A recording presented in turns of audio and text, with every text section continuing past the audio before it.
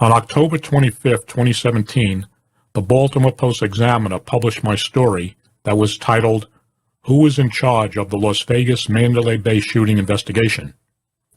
In that story, I wrote that the death of gunman Stephen Paddock would normally be investigated by detectives from the Las Vegas Metro Police Homicide Bureau. However, I was told by a retired police official that the death investigation was pulled from homicide detectives and given to the department's force investigation team that was commanded at the time by then Captain Kelly McMahill, who was the wife of then LVMPD Undersheriff Kevin McMahill, Sheriff Lombardo's number 2 man in charge. After that story was published on November 22, 2017, at 7:14 a.m., I received an email from Las Vegas Metro Police Internal Affairs Detective David Goris. Goris wrote, believe it or not, that he wanted to talk to me about my sources for the story. Later that day, I called Detective Goris. Here is the audio recording of my conversation with Detective Goris that was recorded with his knowledge. Detective Goris, Doug Poppa? Hey, how are you, sir? I'm doing good. Just to let you know, this line's recorded. Okay. Okay. What's up?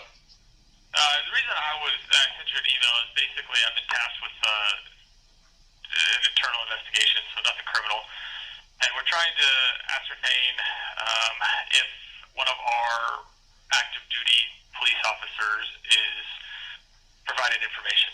So your article came up. There's two, one for Los Angeles and one for I forget the other one. Maybe Baltimore. Sure. But they're written by you, and basically it says in there retired police official. Obviously, retired police official is not an active duty police official, but so I'm just trying to reach out to you and see if you would be at liberty to divulge who was providing that information to you. No, I can't do that. They're confidential sources. Okay.